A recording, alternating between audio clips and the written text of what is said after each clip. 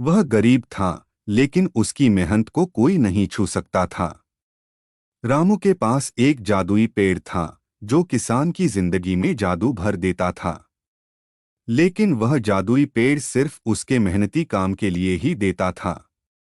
एक दिन गांव के सरपंच ने गांव वालों को एक मुश्किल समस्या का सामना करना पड़ा। सरपंच ने कहा, हमारे पास पानी की कमी है और हमें खेतों को सिंचाई के लिए उपाय ढूंढना होगा। रामू ने सोचा कि अब उसका जादुई पेड़ उसकी मदद कर सकता है।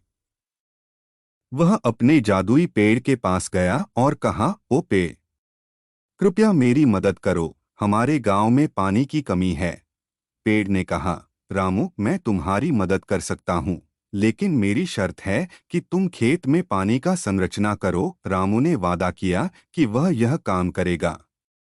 फिर पेड़ ने रामू को एक जादुई घड़ा दिया, जिसमें समय से पहले पानी भर जाता था। रामू ने वह घड़ा लिया और उसे खेत में ले गया। वहां जाकर उसने पानी का संरचना किया। फिर उसने घड़े का प्याला बनाया और खेतों को सिंचा दिया। सारा गांव चौंक गया कि कैसे रामू ने इतनी तेजी से खेतों को सिंचा दिया। लोग रामू से पूछने लगे कि उसने यह कैसे किया। रामू ने सभी को अपने जादुई पेड़ के बारे में बताया। लोग हैरान थे, लेकिन वे खुश भी थे कि उनके गांव का समस्या हल हो गया। इस घटना के बाद रामू की जिंदगी में और भी बदलाव आया। वह अब अपने जादुई पेड़ के साथ खेती करता था और उसके खेत बहुत ही सुंदर और समृद्धिशाली हो गए। समय बीतता गया और गांव का हर किसी ने रामू की मेहनत को देखा और उनकी तारीफ की। उसका जादुई पेड़ गांव के लिए एक वरदान साबित हुआ।